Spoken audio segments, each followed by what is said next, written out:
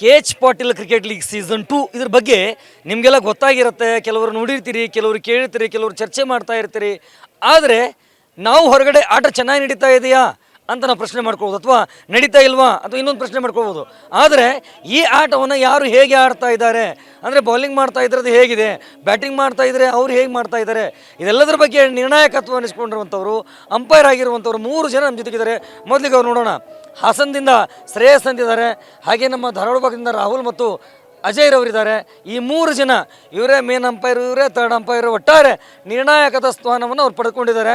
ಆ 3 ಜನರನ್ನು ನಮ್ಮ ಗದಗದಲ್ಲಿ ನಡೀತಾ ಇರುವಂಥ ಕ್ರಿಕೆಟ್ ಬಗ್ಗೆ ಮಾತನಾಡಿಸ್ತಾ ಹೋಗೋಣ. ಏನು ಹೇಳ್ತಾರೆ ಅಂತ ಮೊದಲಿಗೆ ಹಾಸನ, ಸೀದಾ ನಾವು ಹಾಸನಾಂಬೆಯ ಕೃಪೆಯಿಂದ ಬಂದಿರುವಂಥ ಶ್ರೇಯಸ್ ಅವ್ರ ಹತ್ರ ಬರ್ತೀವಿ. ಶ್ರೇಯಸ್, ನೀವು ತುಂಬಾ ಕ್ರಿಕೆಟ್ ಲೀಗ್ ನೋಡಿರ್ತೀರಿ, ಮ್ಯಾಚ್ಗಳು ನೋಡಿರ್ತೀರಿ.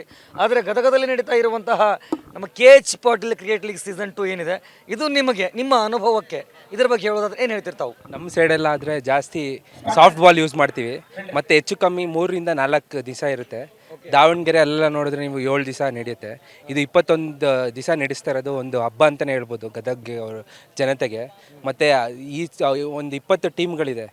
20 ಟೀಮಲ್ಲಿ ಎಷ್ಟು ಆಪರ್ಚುನಿಟಿ ಸಿಗುತ್ತೆ ನಿಮಗೆ, ಎಷ್ಟು ಜನ ಪ್ಲೇಯರ್ಸ್ ನೋಡ್ಬೋದು, ಅದೊಂದು ಪ್ಲಸ್ ಪಾಯಿಂಟು. ಅದಕ್ಕೆ ಎಚ್ ಕೆ ಪಾಟೀಲ್ ಸರ್ಗೆ ತುಂಬ ಧನ್ಯವಾದಗಳು ಅರ್ಪಿಸ್ತೀನಿ. ಯಾಕಂದರೆ ಅಷ್ಟೊಂದು ಜನ, 20 ಜನ ಅಂದರೆ 15 ಜನ ಮಾಡಬೇಕಂದ್ರೆ ಎಷ್ಟು ಜನ ಪ್ಲೇಯರ್ಸ್ ಆಗ್ತಾರೆ. ಅಷ್ಟು ಜನನ ಹುಡುಕ್ಬಿಟ್ಟು ಅಲ್ಲಿಂದ ಒಂದು ಟ್ಯಾಲೆಂಟು ಯಾರೋ ಚೆನ್ನಾಗಿ ಆಡ್ಬಿಟ್ಟು ಮುಂದೆ ಬಂದೀವಿ, ನೆಕ್ಸ್ಟು ಅವ್ರ ಕೆರಿಯರ್ಗೆ ಹೆಲ್ಪ್ ಆಗುತ್ತೆ. ಅದನ್ನು ವ್ಯವಸ್ಥೆ ಮಾಡಿಕೊಟ್ಟಂಥ ಪಾಟೀಲ್ ಸರ್ಗೆ ಥ್ಯಾಂಕ್ ಯು. ಶ್ರೇಯಸ್ ಅವರೇ, ಇದು ಓಕೆ, ಖಂಡಿತವಾಗಿ ಕೂಡ ನೀವು ಹೇಳಿದಾಗೆ ಇವತ್ತು ಎಚ್ ಕೆ ಪಾಟೀಲರು ಮತ್ತು ಕೆ ಎಚ್ ಪಾಟೀಲರು ಗದಗ ಭಾಗದ ಕ್ರೀಡಾಪಟುಗಳಿಗೆ ಅವಕಾಶ ಮಾಡಿಕೊಟ್ಟಿದ್ದಾರೆ. ನಿಮ್ಮ ಎಕ್ಸ್ಪೀರಿಯನ್ಸ್ ಪ್ರಕಾರ ನಮ್ಮ ಗದಗದ ಕ್ರೀಡಾಪಟುಗಳು ಏನು ಆಡ್ತಾ ಇದ್ದಾರೆ, ಅವರ ಆಡುವಿಕೆ ನೋಡಿದರೆ ನಿಮಗೇನು ಅನಿಸುತ್ತೆ? ಬರುವಂಥ ದಿನಮಾನದಲ್ಲಿ ರಾಜ್ಯ ಮತ್ತು ರಾಷ್ಟ್ರ, ಅಂತಾರಾಷ್ಟ್ರ ಮಟ್ಟದಲ್ಲೂ ಕೂಡ ಗದಗದ ಕ್ರೀಡಾಪಟುಗಳು ಕೂಡ ತಮ್ಮ ಕೀರ್ತಿಯನ್ನು ಪಸರಿಸಬಹುದಾ ಹೇಗೆ ಅಂತ ಏನು ಅನಿಸುತ್ತೆ? ಇದು ಹಾರ್ಡ್ ಬಾಲ್ ಆಡ್ತಾ ಇರೋದು ಇವರು. ನೆಕ್ಸ್ಟ್ ಅದನ್ನೇ ಸ್ವಲ್ಪ ಟೆಕ್ನಿಕ್ ಇಂಪ್ರೂವೈಸೇಷನ್ ಮಾಡಿಕೊಂಡ್ರೆ ನೆಕ್ಸ್ಟ್ ಲೆದರ್ಗೂ ಆಡ್ಬೋದು. ಯಾಕಂದರೆ ಹಾರ್ಡ್ ಬಾಲು ಮತ್ತು ಇದು ಸೇಮ್ ಆಲ್ಮೋಸ್ಟ್ ಒಂದೇ ಥರ ಇರುತ್ತೆ.